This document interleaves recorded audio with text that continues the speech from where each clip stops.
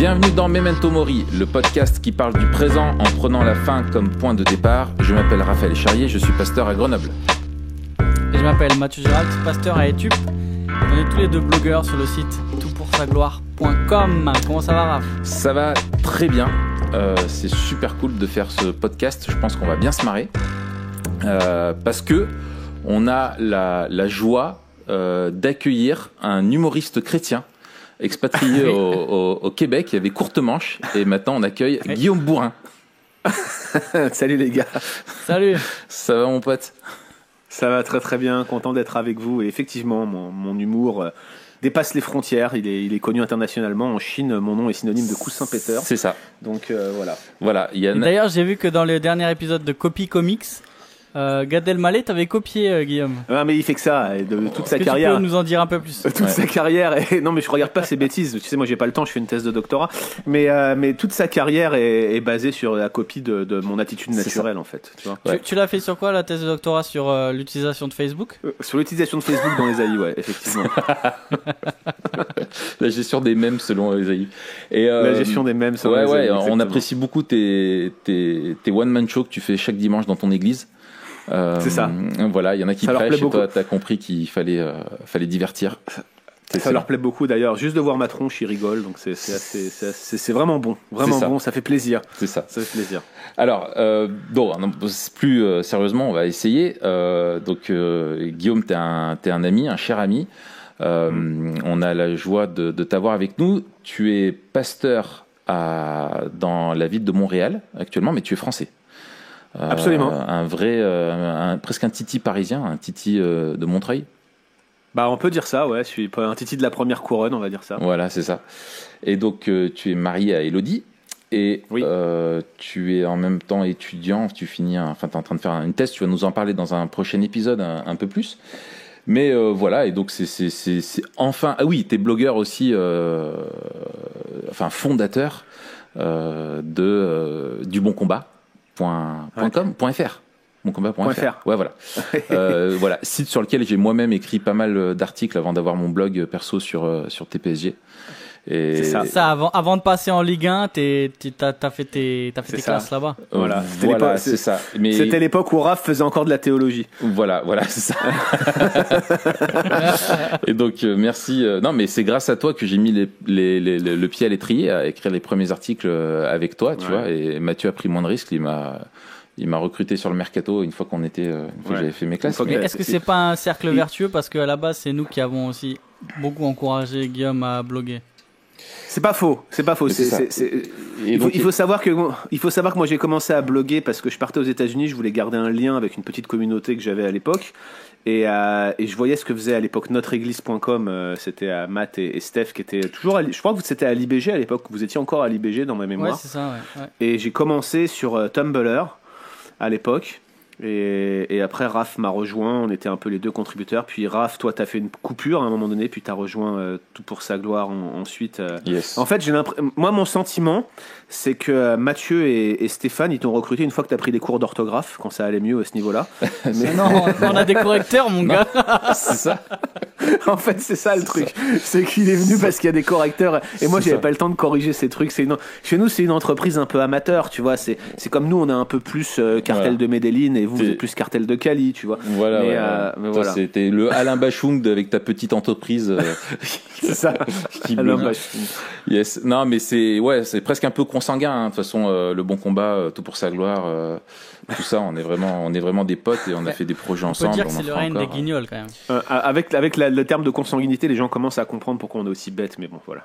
C'est ça. T'as tout souligné ici. Ça aide un peu. En tout cas, c'est cool de faire. On va faire 2 épisodes ensemble. Tu seras avec nous encore la semaine prochaine pour un sujet un peu plus sérieux. Mais là, en fait, on s'est dit le sujet que je t'avais proposé et parce que tu es un spécialiste, on s'est dit mais pourquoi on parlerait pas d'humour, parce que c'est quelque chose, en fait on aime rire, on est une bande de potes et en fait voilà, on parle de théologie et on se fait des blagues, en gros c'est ça pour résumer l'histoire de notre vie, et en fait voilà, on s'est dit mais je me disais que pour Memento Mori par rapport à la question de la vision du monde et la place de l'humour dans nos vies, voilà, ça serait intéressant d'avoir un épisode sur le rire, sur l'humour, etc. Parce que voilà, on peut se poser des questions sur quelle est la place de l'humour dans la Bible, pourquoi est-ce qu'on aime tant rire et tout ça. Vous avez pas fait un épisode là-dessus avec Coram Deo? Si, avec Fred Bican, bien sûr. Avec Fred, hein. Sérieux? Ouais. Bah, juste, ce que tu peux faire, c'est nous résumer l'épisode et puis on s'arrête là. Non, mais tu crois que je me souviens des épisodes qu'on a fait? On les prépare pas, donc du coup on s'en souvient pas. Donc je vais être. Ça y est, il a donné le secret. Voilà. Non, ce que je propose plutôt à vos auditeurs, c'est d'écouter Coram Deo avec Fred et puis d'écouter tous les Coram Deo. De toute façon, ça leur fera pas de mal. Ah oui. Alors oui, on n'a pas dit. Oui, t'as 2 podcasts aussi. T'as Que dit la Bible? C'est ça. Alors, Que dit la Bible, c'est hebdomadaire. Je réponds aux questions qu'on me pose sur le blog. C'est un peu ce que fait Florent Varac. En fait, Florent Varac a copié sur moi, pour le coup, il faut vraiment le dire. Et l'autre podcast, c'est avec Pascal Denot.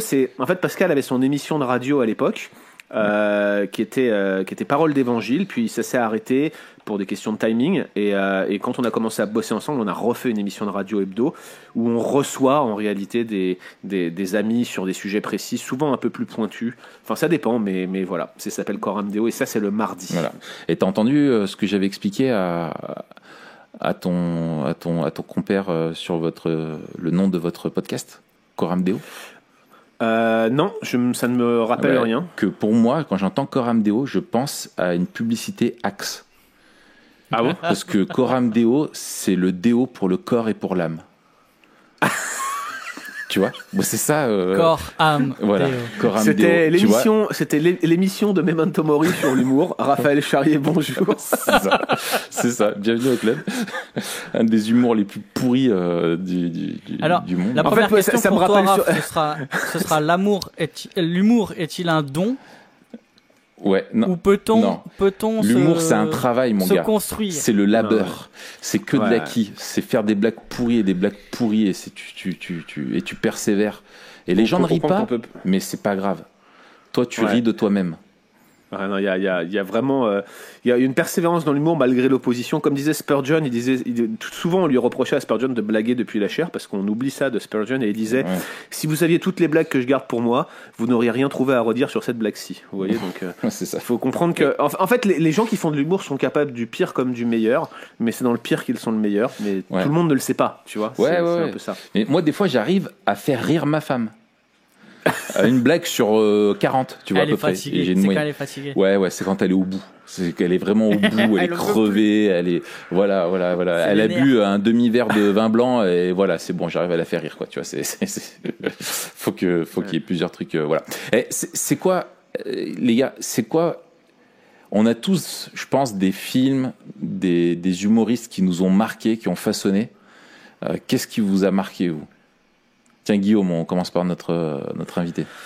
Bah moi, je suis plus vieux que vous de quelques années et je suis de l'époque Pierre Richard. Quand j'étais petit, là, je regardais Pierre Richard. Qu'est-ce que je pouvais rire de ces bêtises? Bien sûr, Louis de Funès. D'ailleurs, il y a un petit... On voit qu'il t'a influencé. Ah, il m'a vraiment influencé, Pierre Richard. Ouais, je pense que si j'avais plus de cheveux, ça se verrait encore plus, mais il m'a vraiment... c'est le chauve avec une chaussure noire. C'est ça. et également Louis de Funès. Pour moi, j'ai le souvenir de mon grand-père. Donc pour ceux qui le savent pas, moi, mon grand-père était juif en fait. Une partie de ma famille a d'ailleurs été décimée dans les camps de concentration. C'est beaucoup moins drôle pour le coup. Mais mon grand-père, lui, il avait beaucoup d'humour et Rabbi Jacob, c'était son film fétiche. Sur la communauté juive en France, ça le faisait rire à un point. Je sais pas si aujourd'hui, avec les standards qu'on a de relations intercommunautaires, on pourrait produire encore un film comme ça, parce que franchement, il se moque des cathos, il se moque des juifs, tout le monde en prend pour même un peu, tu vois, les Arabes sans cibler les musulmans, ils en prennent pour leur grade. Mais qu'est-ce qu'on rigolait en regardant ce film. Donc De Funès, pour moi, c'était vraiment drôle. Mais comme humoriste moderne, c'est vrai que j'aime bien Gad, il me fait vraiment rire, tu vois. Mais encore une fois, il faut être Gad pour faire du Gad, quoi. Tu peux pas être, c'est pas un humour. On est en train de prouver un peu le contraire, justement. Que t'as pas besoin d'être Gad pour faire du Gad, parce qu'il pompe partout, quoi. Il pompe partout, c'est vrai, et d'ailleurs il est beaucoup accusé, mais il a sa façon de faire, il a sa petite touche personnelle. Il a un talent indéniable. Il est fort, il est très fort, tu vois, et il a ses intonations, Des fois, il dit des trucs qui sont même pas drôles en soi, mais c'est parce que lui, il le dit que c'est drôle, en fait. C'est ça, c'est comme Mathieu. Ouais. Il fait de la théologie, tu te marres, tu sais pas pourquoi. Donc voilà pour mes influences humoristiques, si tant est qu'elles m'ont influencé. Yes. Et toi, Matt? Écoute, moi, alors ce qui m'a marqué, c'était bien sûr plus jeune. Moi, je suis de la génération Robin des Bois, Eric et Ramsey. Ouais. Plutôt. Moi, j'avais beaucoup aimé la Tour Montparnasse infernale. Je l'ai vu, je sais pas combien de fois aussi ce film. Tu vois. Ah oui, moi c'est pareil, je l'ai vu. Il y a des répliques que je connais par cœur. Ouais, ça m'a. Ouais. C'est donc plutôt un petit breton. Un peu absurde, quoi. Et puis aujourd'hui, le genre de truc qui me fait rire, c'est des mecs comme Haroun. Ouais, on avait fait un épisode sur Haroun. On avait fait un épisode là-dessus. Et puis un autre mec, je me rappelle plus comment il s'appelle. Il est très très très bon. C'est un mec avec un chapeau et une guitare. Je sais pas si vous l'avez déjà vu. Un chapeau. Popek, c'est Popek. Non, non. Tu reviens loin là. Un chapeau et une guitare. Attends, je vais le retrouver. Dis-nous les tiens, Raph. Alors, moi, vraiment, de loin, ceux qui m'ont le plus impacté, c'est les Inconnus. J'aurais dû les citer. Les Inconnus, c'est pleinement notre génération quand on était gamin, les trois frères et puis tous les spectacles et tout. Puis même souvent on se vanne avec les Inconnus, on se fait plein de références et tout. C'est souple et solide à la fois. Voilà, exactement. Il y a tellement de les Inconnus vraiment. Ça a été vraiment le truc qui m'a trop plu. J'ai beaucoup aimé aussi. Il y a des films comme effectivement, les trois frères, Les Visiteurs, La Cité de la Peur. Ace Ventura, elle est nulle aussi, voilà. Elle est nulle, c'est vraiment drôle, mais pas tout, mais il y avait des trucs. Non, La Cité de la Peur, tu vois, je l'avais vu, je sais pas combien de fois. C'est les répliques. C'est très bon, c'est culte. C'est des trucs cultes comme ça qui sont. Les Visiteurs aussi, Les Visiteurs, c'est phénoménal ce film. Mais je vous en prie, monsieur n'est pas une tapette géante, monsieur est commissaire de police. C'est ça. T'as des trucs. Voilà. Et du coup, ça m'a. Coluche aussi, beaucoup Coluche. J'ai vraiment trop aimé et j'écoutais avec des potes, on était le soir dans nos bagnoles posés sur des parkings et tout, et puis on en avait marre de la musique. C'est ce que j'expliquais moi en dehors du rap, au bout d'un moment la musique et tout ça, enfin bref, et du coup en fait on se faisait j'avais sur CD les intégrales de Coluche et on écoutait l'intégrale de Coluche et on était pliés de rire, quoi. Ce mec était juste trop fort. Donc j'ai retrouvé le mec. Vas-y. C'est Redouane Arjan. Pas du tout. Okay. Redouane Arjan. Franchement, maté, je pense. Mets un lien pour l'article. Ouais, on mettra un lien. Ouais. Il est très fort. C'est un peu le même style. C'est tout en retenue. Ouais. Le mec, il parle pas beaucoup, il fait beaucoup rire. Il est très fort. Il y a aussi Kaamelott, moi. Oui. Kaamelott, les gars, vous avez le temps de regarder des trucs, vous, je sais pas que c'est bon là. Non, mais ça, c'est l'époque, mon gars, Kaamelott. C'était 2005, 2006, truc comme ça. Moi, j'étais pas au Seigneur. Moi, je sais pas où j'étais à ce moment-là, mais j'ai pas regardé Kaamelott, moi. Ah ouais. T'as raté ta vie, mon gars, je peux te le dire. Non, mais je comprends. Ouais. Moi, à cette époque-là, j'étais en train de travailler très dur pour faire. Mais peut-être que, il y avait pas Facebook à l'époque. Peut-être si c'était Facebook, t'aurais vu, non? Non, j'étais fondamentaliste à l'époque. J'avais pas Facebook, je regardais pas Kaamelott, j'avais pas de télé, Et on devrait faire une autre émission avec toi, du fondamentalisme au laxisme. Ah ouais, non, mais j'aimerais bien faire cette émission avec vous. Hein. J'aimerais bien vous montrer comment je suis devenu antinomien. C'est Semper. C'est Pascal qui va être content. C'est Semper laxisiosma, tu vois, que tu préfères un truc comme ça, tu vois. C'est ça. Pour les auditeurs de Memento Mori et ceux qui éventuellement des fois écouteraient les trucs qu'on fait sur le Bon Combat, tout ce que je dis depuis le début, je suis en train de rigoler, c'est ironique. Ne le croyez pas sur parole, ce n'est pas littéral, n'est-ce pas? On fait les guignols là depuis tout à l'heure. Hein. Ouais. Mais tu sais qu'on avait fait un épisode de Poisson d'avril et en fait. Et les gens n'ont pas compris. Ouais, les gens n'ont pas compris. Ouais. Et en fait, et puis nous, on est un peu naze parce qu'on l'a fait pour. Et en fait, il marche quand tu l'écoutes le 1er avril. Mais quand tu l'écoutes, tu fais pas gaffe à la date de l'enregistrement, tu te dis ces mecs ils sont tarés, quoi. Ils font un débat théologique entre Burger King et McDo, ils vont trop loin, quoi. Ça me rappelle un incident avec une personne que nous ne citerons pas sur les ondes, pourvu qu'il n'écoute pas, qui avait écrit un article extrêmement sérieux pour un mouvement d'église dans lequel il citait pour appui de sa thèse un article de Babylon Bee. C'était assez drôle. C'était vraiment drôle. Et le mec qui balance. C'était l'article où il avait dit où Babylon Bee disait les charismatiques ont sorti une Bible avec une série de pages blanches à la fin pour des révélations spéciales et le gars il parlait de ça, il dit il faut d'ailleurs d'ailleurs rejeté scandaleusement l'idée de créer une Bible avec des pages blanches pour une révélation spéciale, comme certains mouvements charismatiques aux États-Unis l'ont fait et tout, alors que c'était une blague de type le Gorafi, tu vois. Ouais, c'est ça. Babylon Bee, c'était le Gorafi chrétien, quoi. Il a balancé ça à tout le monde de l'association d'église, tout le monde l'a reçu, y compris certains membres de TPSG qui se sont empressés de relever l'erreur, mais c'était vraiment drôle. Ouais, c'est drôle. Excellent. Ça arrive. Je pose la première question. Après une demi-heure d'émission. Après une demi-heure d'émission. Première question. On fait péter un câble à Pascal, nous. Hein. Il devient dingue. Mais pourquoi est-ce qu'on aime rire, Guillaume? Pourquoi est-ce que tu aimes rire, toi? C'est une très bonne question et très sérieuse en réalité. Oui, mais complètement. Mais nous, on rigole pas ici. Hein. On n'a pas le temps. Hein. Non, on n'a pas que ça à faire. Ouais. Clairement, je vais vous dire pourquoi j'aime rire. Dans ma vie, je suis passé par des moments particulièrement difficiles, très durs, à un point tel que dans ma propre vie, et je vous le dis honnêtement, j'ai déjà eu des pensées suicidaires très fortes, vous voyez. Ouais. Et c'était dur à gérer. 2 choses, outre l'évangile, m'ont maintenu à flot. L'amitié, notamment avec vous les gars, et l'humour, le rire. Et je crois que, encore une fois, je vais citer Spurgeon, mais Spurgeon, il disait qu'un cœur léger peut porter de lourds fardeaux, et pour lui, ça signifiait que le rire, c'était comme un médicament pour l'âme, et c'est ce que j'ai expérimenté. Alors, j'aimais déjà rire avant, mon humour s'est quand même affiné, parce que j'étais un gros lourdingue, sachez que je m'appelle Guillaume Bourrin, je porte bien mon nom, mais il faut quand même souligner le fait que l'humour a été pour moi un soutien de ma vie, et dans les moments les plus difficiles, savoir qu'on pouvait rigoler un peu, prendre du temps, se déconnecter des problèmes et penser à autre chose ou à des choses drôles, ça a souvent été un médicament pour moi, pour mon âme. Donc ça, très sérieusement, je crois que l'humour est essentiel et que c'est une erreur fondamentale qu'au nom du christianisme, on en vienne à rejeter l'humour. J'ai connu des gens comme ça qui voulaient pas faire de blagues, qui pensaient que c'était malséant vis-à-vis de la vie chrétienne. Je pense qu'ils passaient à côté de quelque chose, notamment pour eux-mêmes, mais aussi parce que, on va le dire après, la Bible, elle encourage l'humour. Ouais, et c'est une bénédiction, quoi, de pouvoir. Absolument. Dans un monde déchu, l'humour est une grâce, quoi. Absolument. Et toi, Matt? Pareil. Je pense qu'il y a un lien intrinsèque entre l'humour et la joie. Oui. Rigoler, c'est partager à la fois dans la joie et dans l'humour, et souvent on exprime notre joie dans et par l'humour. Ouais.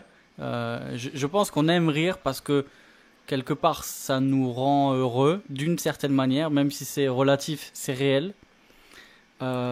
Et il y a un truc qui est aussi lié à l'imagination. Peut-être on parlera quand on parlera je sais pas si on parlera des mécaniques aussi de l'humour. Ouais. Qui est lié à l'imagination et au pouvoir aussi de l'humour. Et je pense qu'il y a des dimensions qui sont culturelles, qu'il y a des formes d'humour, tu vois, on parle d'humour anglais, qui est très différent de l'humour français, qui est très différent de l'humour américain, qui est très différent de l'humour, j'imagine, sur le continent africain, tu vois, que je connais pas, ou alors sur le continent asiatique. Mais il y a des choses qui expriment une part de la culture, et je pense que même l'humour français, quelque part, c'est être français, et ça dit quelque chose de qui on est, tu vois. Oui. Fondamentalement, c'est dans notre identité. Mais il faut faire attention avec l'humour français quand même. Hein. Pour moi qui suis expat au Québec, je peux vous dire que des fois, on se rend pas compte, mais il est un peu, pas méchant, mais presque. Tu vois, les Québécois, ils ont vraiment du mal avec notre humour, où tu viens pas te vanner comme ça spontanément, ou dire des trucs durs comme on le fait. Hein. Nous, on aime bien l'humour noir, le sarcasme. On se bouscule et violent. On s'en rend même pas compte parce que c'est des éléments de notre culture, tu vois. Tu vas à l'étranger, tu bouscules les gens, ils comprennent pas. Et je pense que, comme pour nous trois qui nous sommes convertis pas tout jeunes quand on était enfant et quand on a grandi avec tes potes à traîner dehors et tout ça, l'humour aussi a une, enfin t'as une science de la vanne, quoi. Tu vois, que tu développes dans la rue, et en fait quand tu pourris, c'est un art, voilà. Et en fait quand tu pourris les autres, finalement tu leur dis des mots doux, tu vois, mais version dans ta culture de la rue où tu peux pas les dire que tu les apprécies, donc tu les casses, quoi. Moi, pour compléter ce que vous dites, je pense que vraiment on aime rire, et moi j'aime énormément rire parce que en fait on est créé à l'image de Dieu. Et je pense qu'effectivement, Dieu, et c'est d'ailleurs dans 1 Timothée au chapitre 6, il en parle comme ça, Paul, il dit qu'il est le bienheureux, quoi, le seul souverain, le roi des rois, le seigneur des seigneurs, et que Dieu est profondément heureux, joyeux, et l'humour est au service du rire. C'est un mécanisme pour générer les rires. S'il n'y a pas de rire avec ton humour, bon, bah, ton humour, il est pas bon, quoi, tu vois. Et en fait, il est au service du rire. T'es là pour rigoler. Et c'est un... Est-ce que tu es en train de... Non, tu parlais de toi, tu parles pas là-dedans. Je t'interdis, mon gars. Je t'interdis. Fais pas ton français. Est-ce que tu es en train de réaliser quelque chose sur toi-même? Non. Est-ce que Memento Mori ferait l'office de la relation d'aide pour toi? C'est cathartique. Tu vois, c'est une thérapie, en fait. Tu vois. Et donc voilà. Et en fait, on fait des blagues pour se faire rire, quoi. En fait, Matt, toi, tu ris, mais t'as honte. T'as honte de mes blagues qui sont trop nulles. Mais en vrai, t'aimerais rire. Non, attends, c'est aussi ton podcast, Raph. Mais merci. T'es mon frère, t'es mon compagnon d'armes. Voilà. Jamais j'aurais honte de toi. Manifeste un peu plus de solidarité et marre-toi bien quand je gueule. Attends, le mec, il vient de parler des vannes entre potes pour se dire qu'on s'aime, et après il se plaint. Après, il se plaint. Mince, à chaque fois que je ris pas de toi, c'est pour te dire je t'aime. C'est nul. C'est nul, ça marche pas. Ouais. Non, mais ouais, enfin voilà. Moi, je trouve, en fait, que l'attribut de Dieu, de ce Dieu qui est joyeux, heureux, finalement, c'est quelque chose qu'on souligne très peu, alors que Dieu est profondément heureux, quoi. Parce qu'il est Dieu, il peut pas ne pas être heureux. C'est ça. Et je pense... Ah non, pardon. Vas-y, c'est ton podcast aussi. Non, mais c'est bon, tu regardes pas mes blagues, tu me coupes la parole et tout, bah vas-y. Hein, je suis désolé. Non, tu veux être le mal alpha, c'est ça? Vas-y.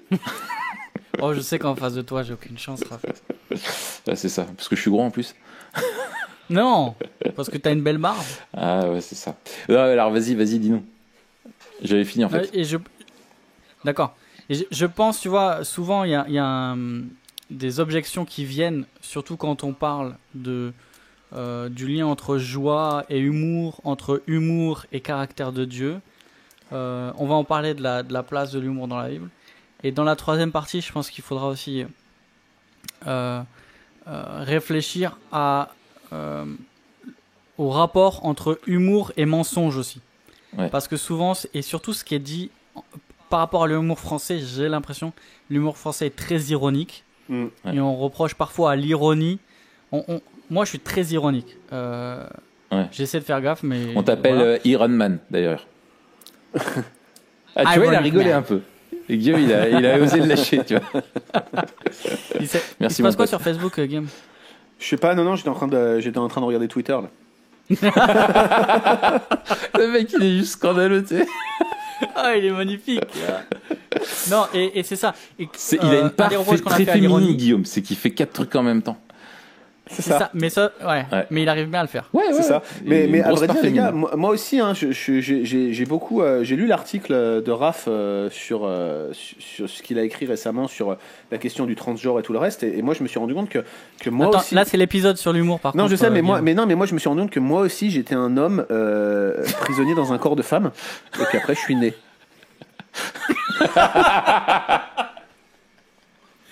Excellent. Pas mal. Pas mal. Et à chaque fois, tu laisses suffisamment de temps pour qu'on l'oublie, cette blague. C'est une blague de Chuck Norris. Ah ouais, cette blague, je l'ai pas. C'est Chuck Norris. Je crois que c'est vraiment lui qui l'a sorti en plus, tu vois. Enfin bref. Ah, mais il est génial. Ok. Ouais, et donc, du coup, avançons.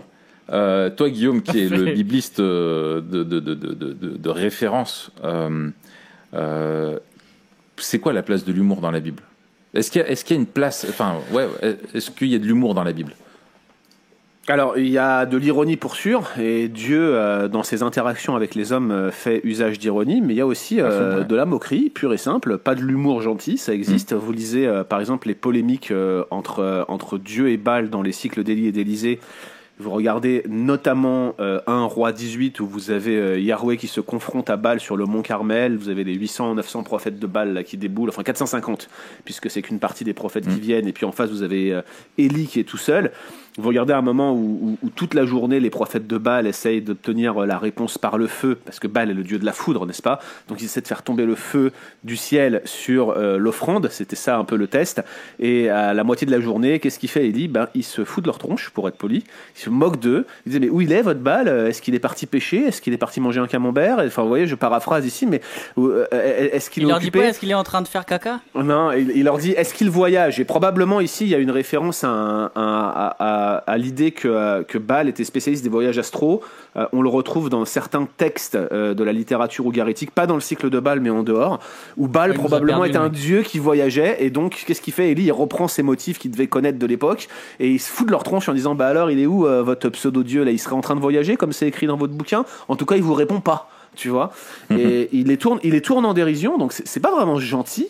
C'est pas de l'humour gentil, mais c'est de la polémique, et il utilise une forme d'humour, une forme de moquerie qui indéniablement reflète une volonté pour lui de tourner en ridicule, et il le fait de manière humoristique. Et vous voyez, des fois... c'est un gros instrument de com', l'humour. C'est un gros instrument de com', c'est puissant. Un gros instrument de com', ouais. Donc ça, on le voit ici, mais il y a d'autres choses. On a par exemple des jeux de mots. Typiquement, vous avez dans Jérémie, alors il faudrait que je retrouve la référence, mais je crois que c'est Jérémie 1, 11 et 12, vous vérifierez, mais il y a l'idée dans Jérémie 1, 11 et 12 que Dieu donne une vision à Jérémie, il lui dit « Que vois-tu, Jérémie ?» Et Jérémie il répond « Je vois une branche d'amandier. » Et l'Éternel me dit « Tu as bien vu, car je veille sur ma parole pour l'exécuter. » Et là, vous avez le lecteur français de la Bible hébraïque, il regarde ça et dit « Hein ? Qu'est-ce que ça veut dire ?» Et ben en fait, c'est un jeu de mots. La branche d'amandier, c'est shoked en hébreu, et le verbe veiller en hébreu, c'est shakad. Okay, donc en gros, il dit que vois-tu, Jérémie? Je vois une shoked. Et Yahweh lui répond « Tu as bien vu, car je shakad sur ma parole pour l'exécuter. » Si vous captez pas le jeu de mots, vous captez pas ce que Dieu est en train de faire ici. Il fait un jeu de mots pour dire, en gros, par un rapprochement de sonorité, de son à l'intérieur des syllabes du mot, il fait un jeu de mots dessus et il transmet un message sur le fait qu'il veille sur sa parole. Comment il fait? Il montre une branche d'amandier. Le lien entre la branche d'amandier et sa parole, un jeu de mots, vous voyez. Et il y en a d'autres. C'est comme Jésus avec Pierre. Pierre, tu es Pierre, et sur cette pierre je bâtirai mon église. Ouais, je sais pas si réellement ici on peut réellement parler ici de jeu de mots. Enfin, vous savez que c'est débattu, mais il y a probablement l'idée d'établir Pierre comme le roc. Enfin, bref, il y a une question derrière. Mais dans la sonorité, en tout cas, ça se ressemble vachement, quoi. Ça se ressemble vachement. Mais vous avez aussi dans Ecclésiaste 7, vous savez la phrase qui dit mieux vaut écouter les reproches d'un sage qu'être un homme à écouter la chanson des gens stupides, comme les épines qui crépitent sous la marmite, tel est le rire des gens stupides. Quel est le rapport entre les épines et la marmite et le rire des gens stupides? Eh bien, la chanson des gens stupides, c'est shir, les épines c'est sirim, et ce qui crépite sous la marmite, le mot marmite c'est sir. Donc il y a un jeu sur le radical sir-shir, vous voyez. Il y a un jeu de mots là encore, que si vous n'allez pas regarder ce qui se passe dans l'original, vous allez passer à côté. Nos traductions passent à côté de ces jeux de mots, mais pour les premiers lecteurs, c'était à la fois une manière d'être titillé dans leur esprit par rapport à la subtilité de la langue, mais aussi un moyen mnémotechnique pour se souvenir des versets. Donc l'humour, l'ironie, voire même la moquerie sont des instruments utilisés dans l'arsenal divin pour communiquer des messages. Tu veux dire que l'auteur de l'Ecclésiaste faisait du PNL? Il faisait du PNL, c'est ça, il faisait de la paronomase. Il jouait sur les syllabes, sur la répétition de consonnes, et c'est ce qui m'a frappé quand j'ai écouté les premières fois PNL. Il revient avec ça. Mais la première fois que j'ai écouté PNL, ce qui m'a frappé, je me suis dit mais ces mecs font de la poésie, typiquement de la poésie de type hébraïque ou de type Proche-Orient ancien, en n'utilisant pas la fin des mots pour faire des répétitions, mais plutôt en répétant des consonnes ou en jouant sur les allitérations ou en faisant de la paronomase. Typiquement, ils utilisent une forme de poésie qui n'est pas si nouvelle que ça, qui est ancienne, mais c'est pas si... Bon, on aime ou on n'aime pas, mais c'est pas si stupide la manière dont ils viennent gober des syllabes ou ils les mettent en forme. Mais d'ailleurs, je crois qu'ils sont en train de finir leur thèse sur l'usage de la paronomase dans les traités de vassalité du Proche-Orient aussi. Absolument.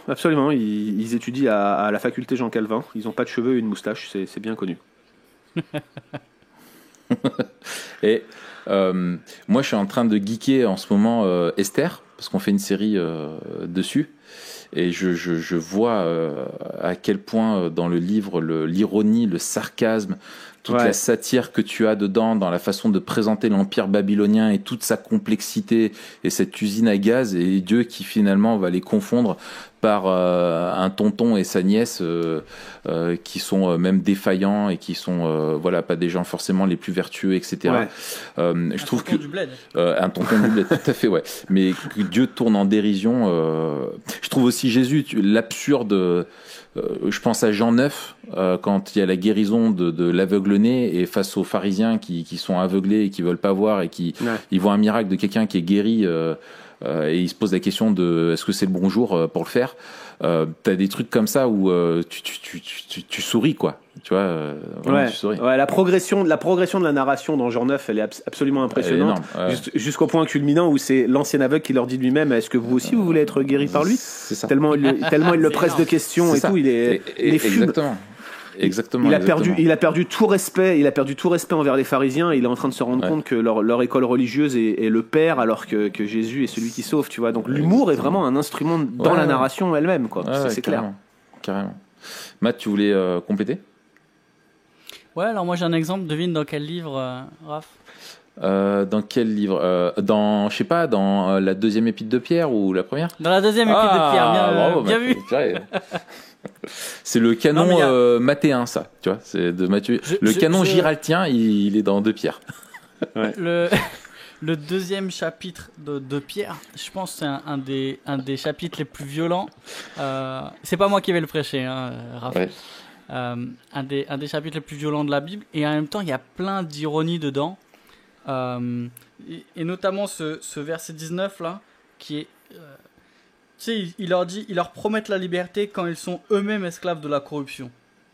Il y a un renversement de Pierre où il montre l'absurde en fait. Et il y a plein de fois, et notamment dans les polémiques contre les faux docteurs, chez Paul aussi, que ce soit contre les faux docteurs ou alors on pense aux épîtres aux Corinthiens, mais ça c'est toi Guillaume qui maîtrise mieux.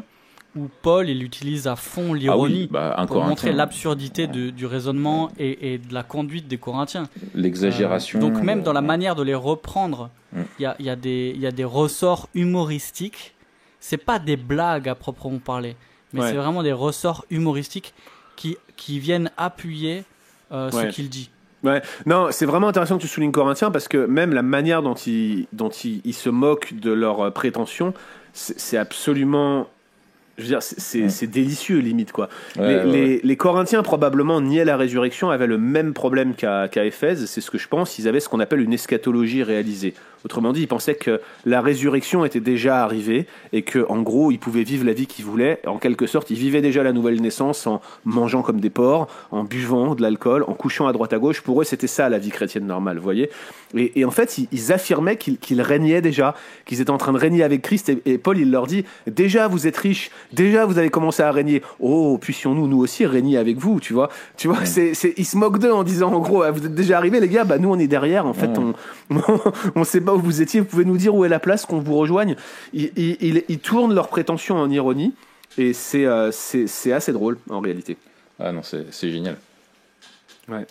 Et... Après, qu'est-ce que vous répondriez, les gars, à l'argument un peu qui se veut massu et qui revient à chaque fois qu'on parle de l'humour, de ceux qui disent qu'un chrétien ne peut pas rire parce qu'on n'a aucun exemple de Jésus qui rit?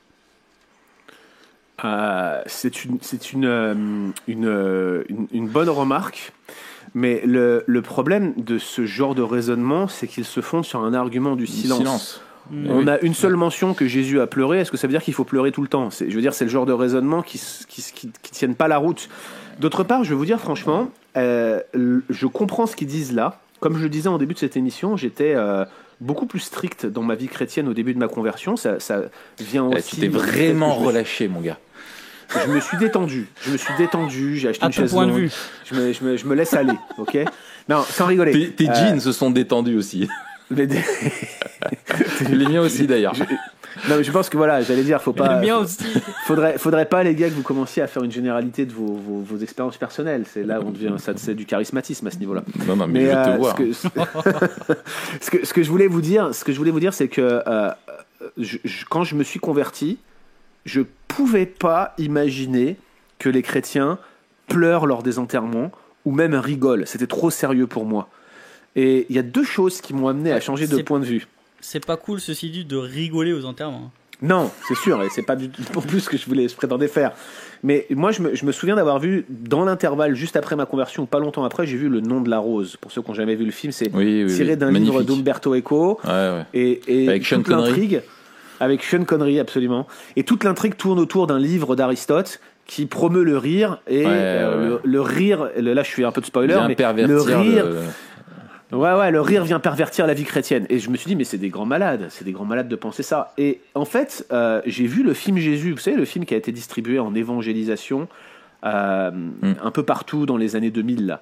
Et quand j'ai vu ce film-là, il présentait Jésus, qui avait des enfants qui venaient à lui, puis qui leur souriait, puis il rigolait avec les gens, il s'entendait bien avec eux, il mettait une belle atmosphère, tout ça dans un respect profond et dans l'amour. J'avais jamais pu imaginer que Jésus puisse sourire. Dans ma vision des choses, c'était pas possible. Jésus était trop sérieux. Mais c'est dingue. Comment on peut imaginer que Jésus pouvait dégager l'amour, la paix, la relation avec ses parents telle qu'il l'aimait, sans avoir souri ou rigolé avec eux? Ça me paraît maintenant tellement incroyable que j'ai pu penser comme ça. Mais pourtant, je comprends que des chrétiens s'imaginent que c'est comme ça que ça marche.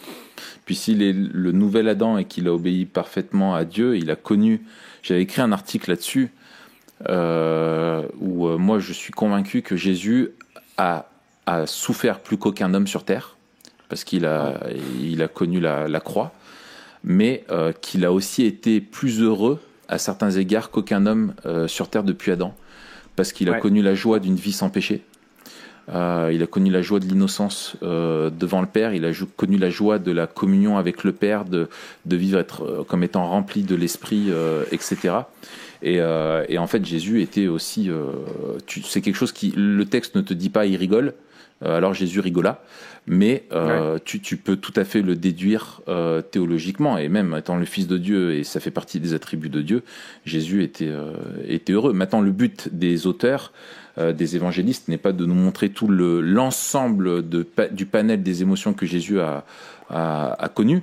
Il y a plein d'autres émotions humaines qui ne sont pas exprimées dans les évangiles, que pourtant Jésus a dû connaître. Il a éprouvé la vie humaine en tout point de vue comme nous, quoi. Donc je veux dire, c'est absurde. Ouais. Mais peut-être que c'était une blague, les gens qui disaient ça, après, Matt. Pardon ? Peut-être qu'ils te faisaient une blague, ceux qui te disaient ça. Je pense pas.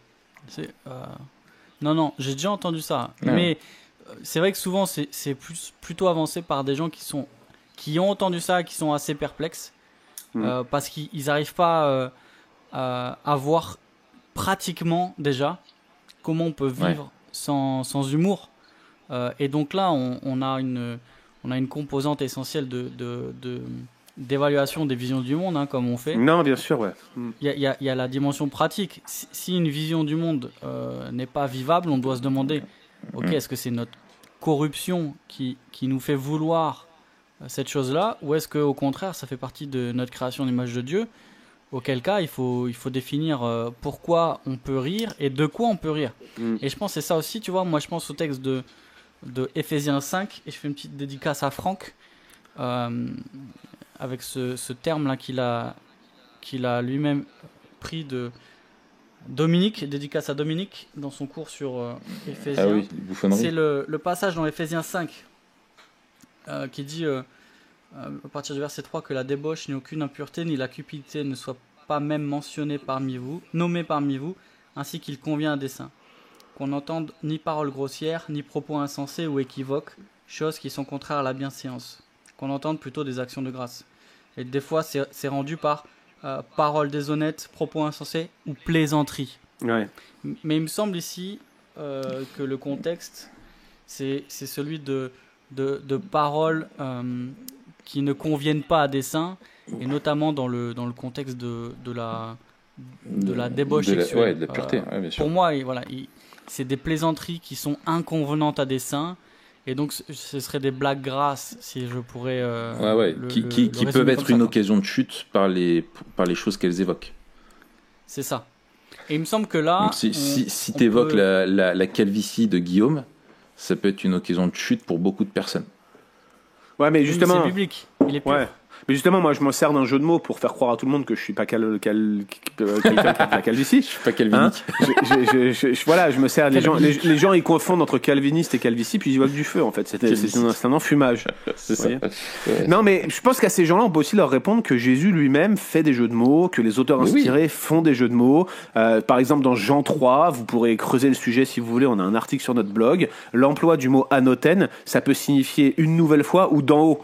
Donc quand Jésus parle de naître d'en haut, en fait Nicodème il comprend rien, il comprend une nouvelle fois, mais Jésus en fait lui parle de manière alambiquée pour l'amener à s'interroger, mais apparemment pas pour se dévoiler direct. C'est aussi de la même manière qu'il utilisait les paraboles. Et vous avez un jeu de mots classique sur la souffrance, donc vous voyez quand même qu'ils vont loin dans l'usage de jeux de mots, mais un des jugements classiques en grec, c'est le jeu de mots entre hématen et pathen, qui signifient respectivement apprendre et souffrir. Il a appris hémathen par les choses qu'il a souffert, hépaten. Vous voyez ? Donc il y a des jeux de mots qui sont utilisés ici et là, qui sont aussi des moyens mnémotechniques. Hein. N'oubliez pas que ça aide à la mémorisation. C'est ça, le peuple du Nouveau Testament et le peuple de l'Ancien Testament n'étaient pas tous des gens lettrés. Ils vivaient dans une culture orale écrite et ils devaient retenir des sections importantes des Écritures, et ces procédés mnémotechniques les aidaient à se souvenir de la même manière que vous apprenez plus facilement une chanson qu'un texte d'une narration ou je ne sais quoi. Tout à fait. Excellent. Alors, du coup, moi, je vous propose qu'on avance. Comment est-ce qu'on peut vivre l'humour ? Parce qu'il y a vraiment des questionnements qui vont avec l'humour. Et très souvent, ça fait... tu penses encore, il n'y a pas longtemps, je pense, il y a plusieurs gars qui se sont fait virer dans les médias pour des blagues, je crois que c'était comment il s'appelle cet animateur qui à la base d'ailleurs était un humoriste, Tex, qui avait fait une blague sur une femme battue et qui du coup s'est fait virer parce que c'était en plein scandale Balance ton porc, Harvey Weinstein et tout ça. Comment est-ce qu'on peut vivre l'humour qui soit à la gloire de Dieu ? Quels peuvent être les travers ? Moi je commence, je me permets d'être impoli. C'est ton podcast. Ouais, c'est pas faux. Pour moi, la théologie biblique m'aide. C'est-à-dire que je pense qu'on peut se dire, si on se rappelle qu'on est créé à l'image de Dieu et que donc on est créé pour éprouver la joie, pour rire, et donc l'humour a sa place dans notre humanité telle qu'elle est créée, et que la chute bien sûr est là, et que la chute du coup en fait elle pervertit tout, et elle pervertit aussi également notre humour, et en fait l'humour peut, au lieu d'être une bénédiction pour les autres, peut être une malédiction, et tu peux faire de l'humour aux dépens d'une personne ou vraiment pour faire mal, dans une intention qui est vraiment celle de blesser quoi. Mais elle peut être aussi un moyen, comme on le voit dans les Écritures, de faire prendre conscience, d'amener à la réflexion ou de confronter. Et on le voit encore aujourd'hui. Par exemple, tu as plein d'humoristes qui vont critiquer les politiques. Un humoriste va pouvoir soulever une aberration ou un contresens ou une hypocrisie qu'il y a chez les politiques, bien mieux que par un discours philosophique sur la vertu et l'éthique, etc. Donc ça devient aussi ça peut devenir un levier pour confronter aussi, par exemple, le péché. Mais ça peut être aussi un outil pour blesser, faire du mal et maudire quoi. Et que en fait la finalité de l'humour tel que le chrétien doit chercher à l'avoir aussi, c'est bien sûr de rire, bien sûr, mais aussi de chercher à rire sans maudire. Et c'est là où nous, notre vision, elle peut être différente de cette liberté, de cette vision en tout cas pour moi, de cette vision de la liberté absolue, en disant mais non, on a le droit de rire de tout, donc on le fait, et peu importe ce que ça va générer chez l'autre, c'est lui qui n'a pas compris la position philosophique quoi. C'est ça, ouais. Voilà un peu mon avis. Et Moi, je trouve que... Alors, j'aime beaucoup l'absurde pour plusieurs raisons. Déjà, je trouve que ça rend assez compte à la fois d'un de nos travers, qui est le cynisme. Je trouve qu'en tant qu'homme déchu, on est particulièrement enclin au cynisme. Peut-être encore plus en France, je sais pas. Et en même temps, ça rend bien compte de la vanité de la vie. L'absurde montre avec force que la vie ne peut pas nous apporter ce qu'elle nous promet ou ce qu'on recherche. Et en même temps, elle jette un regard sur ce qui devrait être. Et l'absurde ouvre à quelque chose qui veut surmonter l'impasse dans laquelle l'homme se trouve. Et il me semble que l'humour peut montrer à la fois l'impasse de l'homme et le besoin de quelque chose pour le surmonter. Et je pense que l'absurde, à un moment donné, vient comme une réponse qui est insatisfaisante, mais qui nous permet de tenir face à la vie qui est vanité, ou alors à la vie qui est dure, comme tu disais tout à l'heure, Guillaume. Il n'y a pas que le fait de rire de joie qui nous permet de tenir, il y a le fait aussi de tourner la vie en dérision. Et ça nous permet de tenir un temps, mais c'est aussi une impasse, et c'est aussi une vanité. Et c'est aussi une fuite. Ça peut être aussi une fuite. C'est ça, c'est une fuite. Mais c'est aussi à la fois un outil puissant pour nous, à mon avis, chrétiens, de présenter l'alternative, la seule alternative, la seule voie, qui est celle de Christ. C'est ça, c'est un levier apologétique en fait, l'humour. Absolument. Moi je pense que ça l'est, mais encore une fois, il faut que ça soit culturellement acceptable. Il y a des choses sur lesquelles on peut rigoler, des choses sur lesquelles on peut plus. C'est parfois frustrant. Moi, je vous cache pas que je suis profondément saoulé par toutes les controverses autour du racisme actuellement. Il fut un temps où on pouvait rigoler un peu de toutes les spécificités culturelles, comme on se moquait de tout le monde comme on faisait une blague sur les Belges. Aujourd'hui, c'est plus la peine de faire une blague sur les personnes qui sont d'Afrique subsaharienne ou des Antilles, c'est mort, vous pouvez plus le faire. Les inconnus, ça a dû être les derniers à le faire. Vous faites ce qu'ont fait les inconnus à l'époque, là, ça passerait plus. J'ai vu d'ailleurs récemment un reportage sur Arte où il reprenait certains des sketchs des inconnus et il discutait avec les inconnus d'aujourd'hui sur certains des sketchs qu'ils ont fait et comment ça serait inacceptable dans la société actuelle. Ils avaient fait un sketch qui s'appelait Nicolas Culot et c'était sur ils se moquaient de Nicolas Hulot du temps où il faisait Ushuaïa, d'accord. Et donc Ushuaïa c'était Ushuaïa, c'était l'émission où Nicolas Hulot, avant d'être ministre, il allait dans des trucs genre le Marais Poitevin et tout, puis il était suivi par des caméras, puis il faisait des trucs un peu cascade, un peu, tu vois, challenge, un peu. Il se mettait en scène à fond. C'est ça. Un peu notre Bergels. Et les gens en régie lui disaient, tu peux le faire, Nicolas, allez, on t'encourage, machin et tout. Et eux, ils se sont moqués de ça, ils ont tourné ça en dérision. Donc, le Nicolas Culot, il va à Barbès, donc dans un quartier fortement immigré, nord-africain. Et il monte sur la chaise. Subsaharienne. Il court, et puis pendant qu'il court, ils disent, ouais, je vais le faire. Et les gens lui répondaient, tu peux le faire. Et puis il arrive en fait devant Tati, qui est le magasin emblématique à Barbès. Il monte sur une chaise et il crie, ouais, rentrez chez vous les noirs et les bougnoules. Il crie ça. Et après il court, tu vois. Non, c'est pire que ça. Il dit à mort les noirs et les bougnoules. À mort, il dit. Ouais, je crois qu'il dit ça. Non, je crois qu'il dit rentrez chez vous. Enfin, peu importe ce qu'il dit, peu importe ce qu'il dit. Et puis t'as des gens qui le courent, c'est tout. Puis donc ils expliquent que jamais ils ont prononcé cette phrase devant Tati, ils ont coupé au montage et puis ils ont rajouté le son, tu vois. Il est juste monté sur une chaise et donc il raconte ça et en fait ils lui disent mais vous pourriez jamais refaire un sketch comme ça aujourd'hui. Et ils répondent bah non, on pourrait plus le faire, ça passerait pas. Alors qu'au fond, ils se moquaient pas des Noirs et des Arabes à ce moment-là, ni des gens de couleur. En fait, ils se moquaient des racistes et de leurs prétentions. C'était ça qui tournait en dérision. Il fallait le comprendre dans le contexte. Mais aujourd'hui, vous pouvez plus faire ça. Et vous avez des communautés entières qui réagissent dès qu'il y a le moindre humour qui leur paraît déplacé. En ce moment, ceux qui sont en fer de lance, c'est la communauté asiatique. Ils veulent absolument et je comprends ça, si vous voulez. Ils veulent absolument pas être tournés en dérision, être vus comme être stigmatisés. Et ça se comprend. Donc aujourd'hui, il est évident que culturellement, vous ne pouvez plus faire de blagues qui impliqueraient des ethnies ou même, j'ai même envie de vous dire, éviter les blagues sur les Belges. Bientôt, ça va être ça va être la prochaine étape, tu vois. Mais moi, je pense qu'il y a une évolution dans la société qui est de plus en plus susceptible et irritée, et même fragile et morcelée, communautarisée, et où tout le monde s'insurge pour tout et n'importe quoi, et les réseaux sociaux sont vraiment un catalyseur extraordinaire pour ça. Et aujourd'hui, publiquement, tu peux avoir des milliers de personnes qui vont te dire que tu es un raciste sur ton Twitter. Si tu as fait une blague, tu vois, voilà, alors que tu n'avais peut-être pas cette intention-là. Et du coup, les gens n'osent plus du tout, et il y a une évolution. Et parce qu'il y a aussi vraiment cette... il y a eu des dérapages. Il ne faut pas dire qu'il n'y a pas de dérapage dans il y a eu des dérapages il y en a vraiment qui sont indéniables. Ou simplement où c'est juste de très mauvais goût, tu vois. Mais on transpose aussi j'avais lu un truc sur la question, tu sais, des blackface.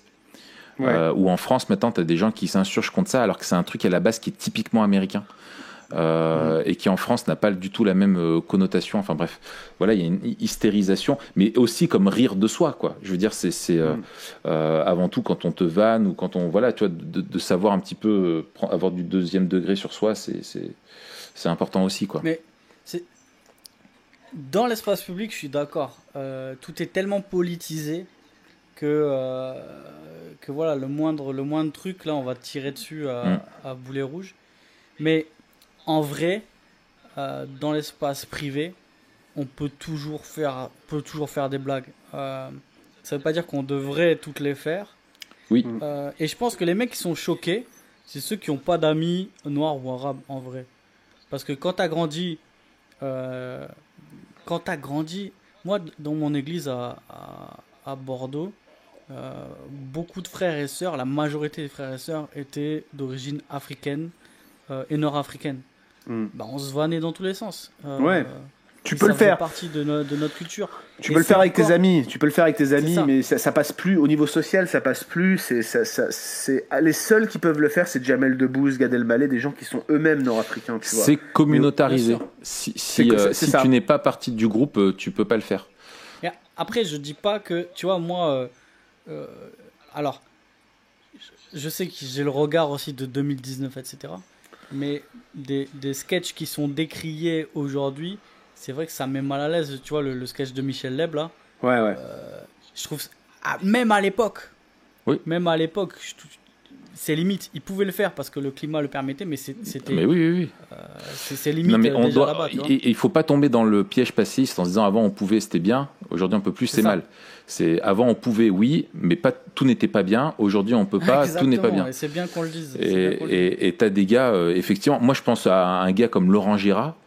Ou des fois Canteloup, voilà, où tu vois les gars, mais pareil, t'as un mauvais goût. Même moi, tout l'humour qui est dans un but simplement vraiment de faire mal pour faire mal, me dérange profondément parce que on est appelé à aimer notre prochain. Tu peux rire de lui, Inter. Voilà, et tu peux rire de lui, mais pas dans l'intention. Quand tu fais une vanne, là même entre nous, on se fait des vannes ou des trucs comme ça, c'est parce que tu sais que ça va faire rire l'autre. Aussi de lui-même, tu vois, c'est un jeu. On est dans le domaine du jeu, pas dans le domaine de la guerre, quoi. C'est pas pareil. Ouais. À manier avec précaution, il faut que ça soit culturellement acceptable, définitivement. Ouais. Et à Manille, il faut beaucoup de précaution quand tu fais de l'humour. Ah ouais, pourquoi ? Parce que c'est à manier avec précaution. À Manille et avec précaution. À Manille et avec précaution, tout à fait. C'est ça. Ouais. Effectivement, je trouve que Raph, c'est une très bonne guideline sur les limites. C'est-à-dire, est-ce que ce que je dis va se faire d'une part aux dépens de l'autre, et parce qu'en fait, ce qui craint, c'est quand tu es dans un groupe, tu charges quelqu'un, tu sais que ça va le faire mal et que ça va faire rire les autres. Tout à fait. Et les Écritures aussi, si tu penses rien qu'au psaume 1, dénonce le mauvais usage de l'humour, et donc qui est la moquerie. Et c'est là où nous, on peut pas déconnecter, là où le monde veut déconnecter la loi morale de la philosophie de la liberté et voilà, un peu existentialiste, quoi. Nous, on dit qu'on n'est pas dans un monde qui est morcelé et que tout est moral, que tu le veuilles ou non. Et donc dans ta façon de rire, oui, tu peux rire, mais l'intention est hyper importante, le contexte dans lequel tu es aussi est hyper important, la fragilité de la personne que tu as en face de toi également. Et ça, c'est des choses qu'on veut prendre en compte. Mais on peut rire de tous les sujets pour les différentes choses dont on a parlé.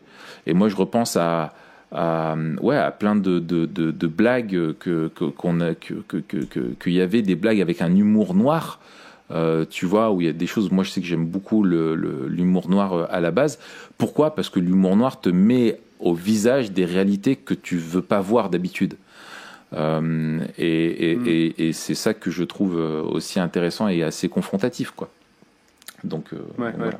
Ouais. Bon, on a fait pas mal. Est-ce que vous voulez rajouter quelque chose, les gars ? Non. Ok, bah c'est génial. Il y a une grosse ambiance ici. On se marre. Qu'est-ce qu'on se marre ? Excellent. On s'éclate. Yes. Eh ben, on va en rester là. Guillaume, on se réjouit de te retrouver la semaine prochaine. Ouais, enfin un sujet sérieux. Pascal, tu vas faire encore un aller-retour. Voilà, un sujet sérieux. C'est toi qui vas parler. Ça va être un podcast où tu vas pouvoir endormir nos auditeurs confortablement avec un sujet de geek. Ça va leur changer un peu de trucs un peu plus dense là. C'est ça. Tu vas leur amener de la matière. Ils en ont besoin chez nous. Je propose qu'on en reste là. Mathieu, je te laisse le mot de la conclusion. Ouais, donc c'est un mec qui rentre dans un café et plouf. C'est comme l'histoire de Paf le chien, ton truc là. Oh non, j'y ai pensé, mais je me suis dit non. Non, Paf le chien, c'est de mauvais goût, ça serait culturellement inacceptable. T'aurais tous les gens de l'église des tubes qui adhèrent à la SPA là, qui auraient crisé sur les réseaux sociaux, ça aurait été. Paf le chien, c'est vraiment pas vegan. Ouais, c'est pas vegan, ouais. C'est ça. Alors que Quick la salade, c'est vegan. C'est plus vegan. Est-ce que vous êtes au courant du post Facebook qui m'a valu encore des critiques récemment ? Je peux vous le lire. J'ai posté sur Facebook la chose suivante. Ça va être le plus simple, c'est que je vous le lise. Qu'est-ce que t'as mis encore comme bêtise ? Je me suis fait dénoncer comme un stigmatiseur, mais j'ai quand même 200 personnes qui ont liké le post, donc ça leur a plu. Laissez-moi vous le dire. C'est un peu de tension à cause du Skype, excusez-moi. Je leur ai dit: message à tous mes amis végans. J'ai tué cette vache parce que je la voyais en train de manger votre nourriture. Il n'y a pas de quoi. Donc il y a des gens qui n'étaient pas contents que j'ai écrit ça. Voilà. Excellent. On a fait un épisode sur le véganisme. Et vous avez dit quoi Voilà, on a fait un épisode sur le véganisme. Vous avez dit. On a parlé de barbecue la moitié du temps. C'est vrai, vous avez parlé de barbecue en fait. Est-ce que vous avez donné le sens de l'expression mort aux vaches ou pas? Non, on a cité la vision de Pierre quand il lui a dit tuer mange, et nous on a dit on obéit quoi. Tu vois. Non mais c'est une métonymie pour désigner des. Non, je suis désolé. C'est les quadrupèdes et les reptiles et tout, c'est une métonymie pour désigner différentes sortes d'herbes. Vous n'y êtes pas du tout, les gars. Ah oui, c'est vrai. Ouais, c'est ça, tout à fait, t'as raison. C'est ça. C'est une métaphore. Exactement, c'est de la botanique. C'est ça. Très bien. Eh ben, les amis, on se retrouve la semaine prochaine ? Yes. À la semaine prochaine. En attendant, n'oubliez pas de mettre 6 étoiles sur iTunes. Excellent. Et puis à la semaine prochaine, Guillaume. Salut.